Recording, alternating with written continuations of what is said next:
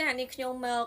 ជម្រាបជូនចាដំណឹងយ៉ាងច្បាស់ការទៅកាន់ប្រជាពលរដ្ឋខ្មែររបស់យើងចាជាពិសេសគឺប្រជាពលរដ្ឋរបស់យើងមួយចំនួនដែលគាត់មិនទាន់យល់ជ្រាបនិងយល់ច្បាស់អំពីនៃការបង្កើតរដ្ឋាភិបាលឯករាជ្យ$23ដោយពួកគាត់នៅតែមានមន្ទិលថាអូបងអូក្មួយរដ្ឋាភិបាល$23នឹងមានមែនអត់ឬគ្រាន់តែប្រកាសឲ្យពូអឲ្យប្អូនអឲ្យបងអឲ្យមីងអទេបើសិនជាមានមែនខ្ញុំត្រេកអរណាស់ចាគឺគាត់នៅតែមានគេហៅថាមន្ទិលណាចាជាក់ស្ដែងគឺរដ្ឋាភិបាលនឹងដាក់ដំណើរការនៅថ្ងៃទី25តុលាឆ្នាំ2025នេះតែម្ដងចាគឺនៅឯប្រទេសបារាំងហើយក៏មានការចូលរួមពីសំណាក់ខ្មែរនៅតាមបណ្ដាប្រទេសផ្សេងៗដែរចាគឺតំណាងឲ្យប្រទេសនីមួយៗនឹងតែម្ដងចាគឺមានកូរ៉េជប៉ុនអីក៏តែចូលរួមផងដែរចា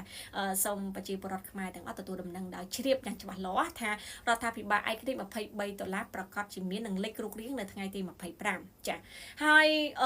មន្ទិលរបស់ប្រជាពលរដ្ឋខ្លះទៀតក៏គាត់ថាអូបើសិនជាប្រកាសរដ្ឋាភិបាលឯករាជ្យ$23ហ្នឹងតើអាចជួយអីបានខ្លះគោលនយោបាយបែបណាខ្លះហេតុអីបានបង្កើតនាងខ្ញុំក៏បានធ្លាប់បកស្រាយច្រើនវីដេអូកន្លងមកដែរថារដ្ឋាភិបាល$23នេះមានគោលនយោបាយ7ចំណុចដែលយើងលើកមកបង្ហាញត្រួសឲ្យប្រជាពលរដ្ឋខ្មែរស្ដាប់បងប្អូនបានទៅអាចទៅមើលវីដេអូចាស់បានចាហើយហេតុអីថាចាំបាច់អីបង្កើតរដ្ឋាភិបាល$23ចាបងប្អូនធ្លាប់ឮអីចាពីសំណាក់មេដឹកនាំនៅក្នុងប្រទេសកម្ពុជាថានៅពេលដែលប្រទេសរបស់យើងជួបសង្គ្រាមដោយសារតែប្រទេសរបស់យើងគឺជាប្រទេសដ៏ទូចប្រជាជនតិចសភាវុធនឹងមិនគ្រប់គ្រាន់ហេតុដូចនេះហើយបច្ចុប្បន្នតែម្ដងណាបងប្អូនបច្ចុប្បន្នតែម្ដងគឺប្រហែលជាភូមិអូ3ជាន់ចាភូមិអូ3ជាន់អីហ្នឹងគឺប្រហែលជាត្រូវបានកាត់ដើម្បីបដូរយកសន្តិភាពឲ្យមកទៅនោះចាពីព្រោះយើងបានមើលព័ត៌មានទាំងអស់គ្នាហើយចាហើយគេក៏ចាប់ផ្ដើមដោះមីននៅតាមបណ្ដាខេត្តដែលជាប់ជាមួយនឹងថៃនឹងឡើងប្រហែលខេត្តនោះចាដោះមីនណានៅកាន់ប្រទេសកម្ពុជាហ្នឹងគឺដោះឲ្យថៃ free តែម្ដងចាហើយបងប្អូនក៏បានឮទៀតថាចុះបើយើងតាហ៊ានតិ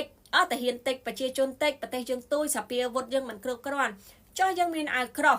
ណាអាក្រោះនៃសន្តិភាពទីក្រុងប៉ារីស$23ដែរហេតុអីបានរដ្ឋាភិបាលមិនយកមកប្រើសំណួរនេះខ្ញុំក៏មិនអាចបកស្រាយជំនួសរដ្ឋាភិបាលកម្ពុជាផងដែរថាបងប្អូនគួរណាសួរទៅកាន់រដ្ឋាភិបាលកម្ពុជាលោកហ៊ុនសែននិងលោកហ៊ុនម៉ាណែតថាហេតុអីបានមិនយកកិច្ចព្រមព្រៀងទីសន្តិភាពទីក្រុងប៉ារីសមកប្រើជំនួសនៃការបង្ហូរឈាម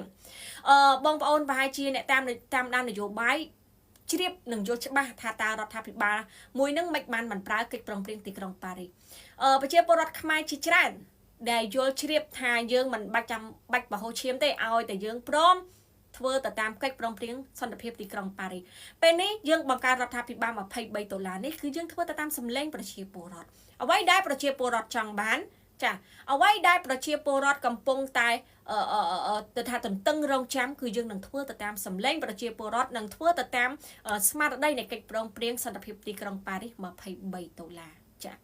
បងប្អូនឲ្យប្តឹងគឺរដ្ឋាភិបាល$23នេះនឹងប្តឹងជំនួសរដ្ឋាភិបាលនៅក្នុងប្រទេសកម្ពុជាចាបងប្អូនឃើញហើយលោកហ៊ុនសែនបានពោលពាក្យវិចារចានៅកាន់វេទិការបស់គាត់ថា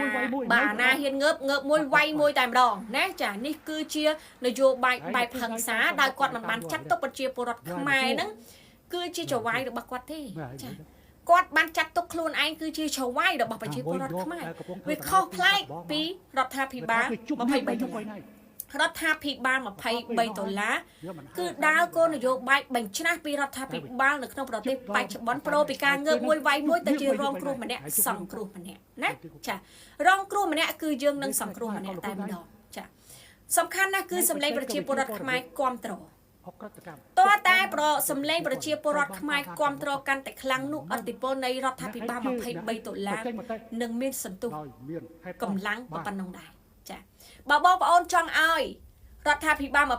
$23សង្គ្រោះបងប្អូនចាប្តឹងទៅកាន់អន្តរជាតិនៃកិច្ចព្រមព្រៀងទីក្រុងប៉ារីសតើតែបងប្អូនចូលរួមទាំងអស់គ្នាការចូលរួមទាំងអស់គ្នានេះគឺជាដំណោះស្រាយបើរដ្ឋាភិបាលនៅក្នុងប្រទេសមិនទទួលយកសម្លេងបងប្អូនទេរដ្ឋាភិបាលនៅក្រៅប្រទេសនឹងធ្វើជំនួស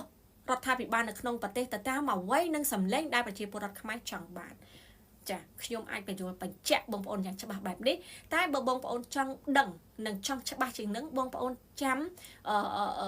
មើលនៃការដំណើរការរបស់រដ្ឋាភិបាល$23ឯករាជ្យនេះនៅថ្ងៃទី25ទាំងអស់គ្នាផងដែរចា